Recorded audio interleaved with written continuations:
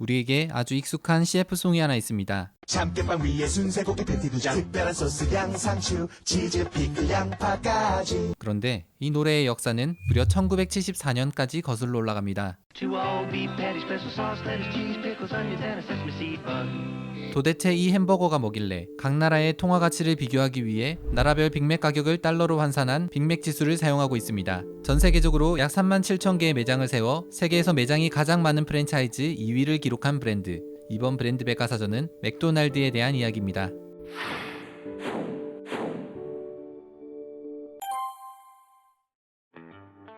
(1909년) 미국 뉴햄프셔주의 한 농촌 마을 아일랜드 이민자 가정에서 한 남자아이가 태어납니다.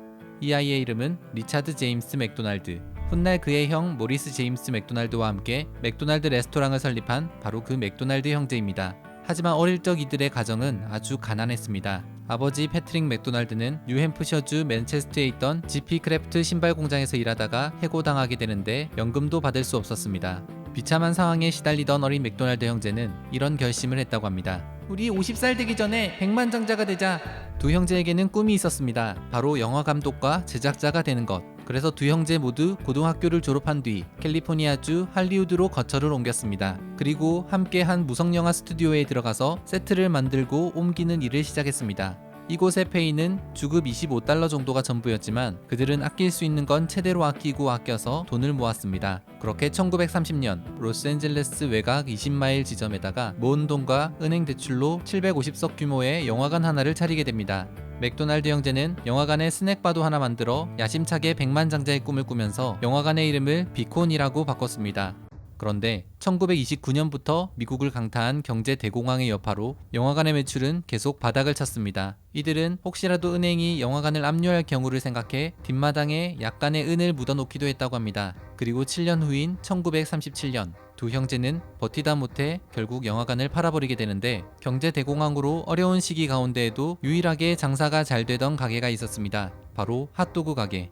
맥도날드 형제는 캘리포니아주 몬로비아의 한 경마장 인근에서 핫도그를 만들어 팔기 시작했습니다. 하지만 경마 시즌이 끝나고 나면 손님들의 발길도 끊어졌습니다.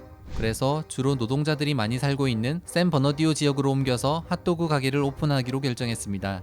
그리고 가게 오픈 계획을 세우면서 또 한 가지 아이디어를 접목시킵니다. 당시 자동차 보급률이 늘어나는 분위기에 맞춰 자동차 운전자들이 쉽게 음식을 구매할 수 있도록 하는 것. 그렇게 1940년 맥도날드 형제는 뱅크 오브 아메리카에서 $5,000를 대출받아서 맥도날드 드라이브인 레스토랑을 오픈했습니다.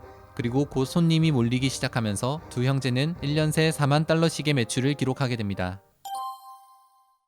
성공적으로 레스토랑을 운영하고 있던 맥도날드 형제는 몇 가지 특이점을 발견했습니다. 당시 드라이브인 식당들은 운전자가 차량 안에서 기다리고 있으면 카홉이라 부르던 롤러스케이트를 탄 종업원들이 와서 주문을 받고 음식까지 가져다주는 식이었습니다. 맥도날드 드라이브인 레스토랑의 종업원들은 대부분 젊은 여성들이었는데 이들과 대화하면서 놀고 싶었던 젊은 남성들은 차를 몰고 와서는 죽치고 있기 시작했고 때문에 주차할 곳이 없어서 불평하는 고객들도 많이 생겨났습니다. 게다가 한번 주문받으러 간 젊은 여성 종업원들도 한참 동안 돌아오지 않는 일이 많아졌습니다. 그리고 또 한 가지 특이점은 레스토랑 매출의 87%가 햄버거와 감자튀김, 청량음료에 집중되고 있다는 점이었습니다. 맥도날드 형제는 이런 요소들을 고려해서 식당을 대대적으로 개편하기로 결정했습니다. 그렇게 1948년 약 3개월간 식당 문을 닫은 뒤 리뉴얼을 시작했습니다. 맥도날드 형제는 베이비붐 세대의 바쁜 젊은 부모들을 위해 가족들이 함께 와서 식사할 수 있는 곳을 만들고자 했고 젊은 남성들이 와서 죽치고 있는 상황을 없애기 위해 카홉 시스템을 없애고 손님이 직접 음식을 받아가는 방식으로 바꿨습니다. 하지만 그렇게 되면 손님들이 불편을 느낄 것이 분명했기 때문에 그 불편을 극복할 만한 대안이 필요했습니다. 우선 인기가 없었던 메뉴들은 과감히 없애고 햄버거, 치즈버거, 밀크쉐이크 등 9개의 메뉴만 남겼습니다. 그리고 적어도 손님들의 기다리는 시간만큼은 줄일 수 있도록 주문 후 순식간에 음식을 제공할 수 있는 방법을 고민했습니다. 두 형제 중 동생인 리차드 맥도날드는 발명가적인 성향이 있었는데 그는 헨리 포드 자동차의 조립 라인과 같이 효율적으로 햄버거를 빠르게 조립할 수 있도록 직접 부엌 구조를 설계했습니다.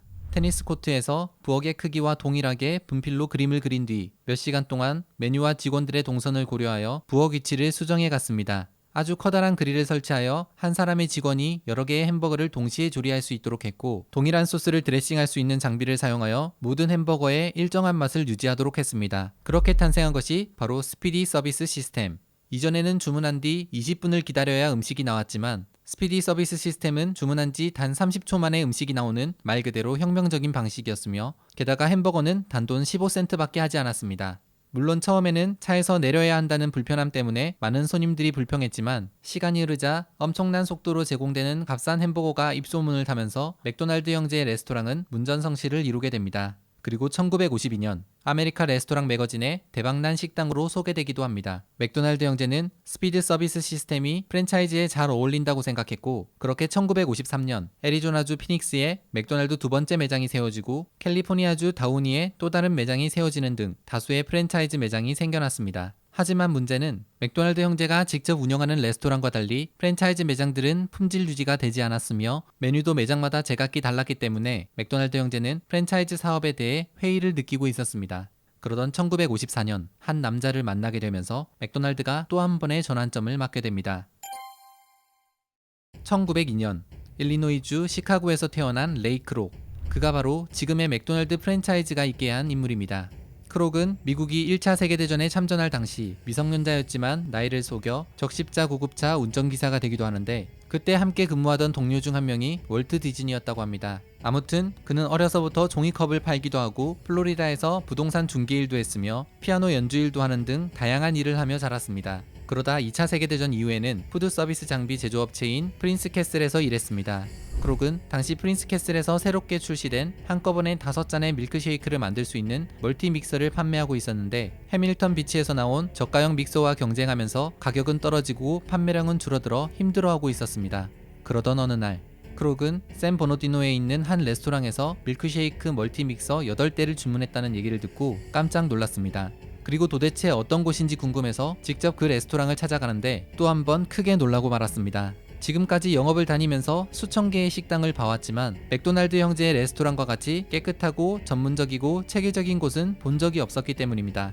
크록은 맥도날드 형제와 만나 얘기를 나누면서 그들의 스피드 서비스 시스템에 대한 얘기를 듣고 큰 감명을 받았습니다. 그리고 맥도날드 형제에게 프랜차이즈 사업을 제안하게 됩니다. 이미 프랜차이즈를 시도해본 적이 있던 맥도날드 형제는 매장 관리가 잘 이루어지지 않아 회의적인 상태였지만 크록의 적극적인 태도에 결국 진행해보기로 결정했고 모든 프랜차이즈 매장이 맥도날드라는 이름을 사용하며 리차드의 아이디어였던 골든아트 디자인의 건물로 통일하기로 했습니다. 그렇게 1955년 크록은 일리노이주 디스플레인스에 첫 번째 정식 맥도날드 프랜차이즈 매장을 오픈하게 됩니다. 크록은 자신의 맥도날드 매장에서 직접 청소도 하고 메뉴 관리를 해가면서 프랜차이즈 사업에 대한 매뉴얼을 정비했습니다. 그는 완벽이란 성취하기 매우 어렵다. 하지만 나는 맥도날드의 완벽을 바란다. 맥도날드에게는 목표로 하는 완벽의 기준이 있어야 한다. 즉, 품질, 서비스, 청결, 가치에 명확하고도 완벽한 기준이 있어야 하는 것이다. 라고 얘기하며 QSCMV라는 모토를 만들어 모든 매장에서 균일한 품질과 서비스를 유지해 가도록 노력했습니다. 그렇게 1958년까지 34개의 매장을 세우더니 1959년에만 68개의 매장을 세우며 급격히 성장하기에 이릅니다. 그런데 운영상에 큰 문제가 있었습니다. 맥도날드는 각 지점에서 1.9%의 프랜차이즈 로열티를 받은 뒤 그중 0.5%는 맥도날드 형제에게 주어졌고 1.4%만으로 본사의 운영을 해나가야 했는데 영업이익이 좀처럼 늘지 않아서 어려움을 겪고 있었던 겁니다. 이런 문제를 해결하기 위해 고민하던 크록은 새로운 개념으로 프랜차이즈를 운영하기 시작했습니다. 맥도날드 본사가 매장이 세워질 땅을 매입하고 점주로부터 임대료를 받아 수익을 올리는 방식. 이후 새로운 가맹점이 세워질 때마다 본사의 자산 규모가 커졌고 여유 자금이 확보되면서 또 다른 땅을 매입하여 새로운 프랜차이즈 매장을 세워가는 식으로 계속해서 확장해 갔습니다.